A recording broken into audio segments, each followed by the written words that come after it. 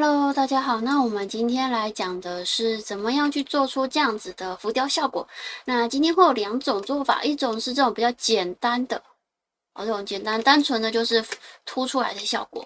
那再来一种就是说像这种比较复杂的造型，那我们要怎么样把它变成像这样子？好，那我们就开始咯。那第一个，这个它就是一个比较简单的图形，那它也没有特别的一些凹凸纹理。那我们先复制一个图层，移动一下它的位置。我先给它填一个比较明显颜色，好，一个是红色，接着呢，再来一个往上一点的，那这个我给它填一个颜色，黄色，像这样子。一共会有3层，那上面这一层呢，帮我按一下 Ctrl， 按住 Ctrl 键。然后到黄色这一层按 Delete 删除，像这样子。好，那我现在把它改个颜色，其实已经有那种浮凸效果了，已经有了。我把中间这一层的灰色把它改成底色，我们远远看是不是就是浮凸效果了？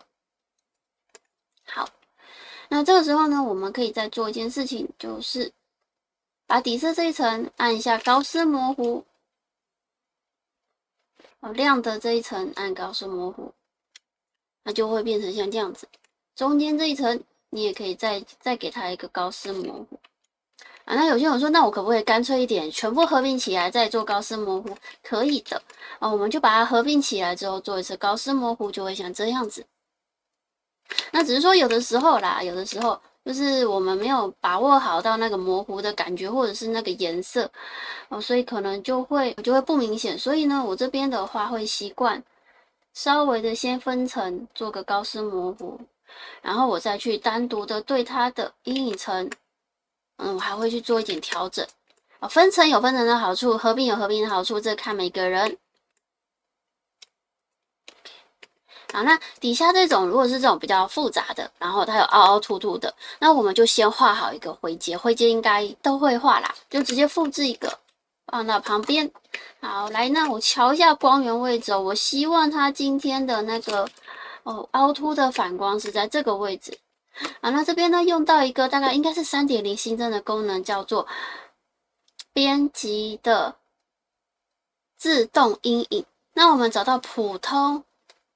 然后色调分离的阴影，把它改成平滑阴影，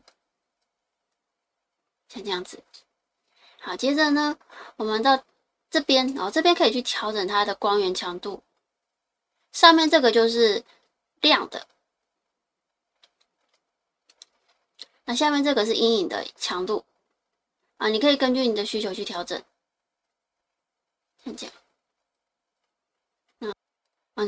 我改一下颜色，大家可以看一下这个光源它影响的范围大概在这个位置。那因为它都会帮我们把图层分开，所以我们还是可以再针对这个图层把一些像这种你不喜欢的把它擦掉，只保留你要的部分。那它其实就会有一点点，相较于左边这个它就是平平的，那这个的话，因为它有强调了一些我们的这种高光的地方，所以我们后续在做修饰的时候会比较的轻松。我把它修饰成我们的那种浮雕的感觉，就会比较简单。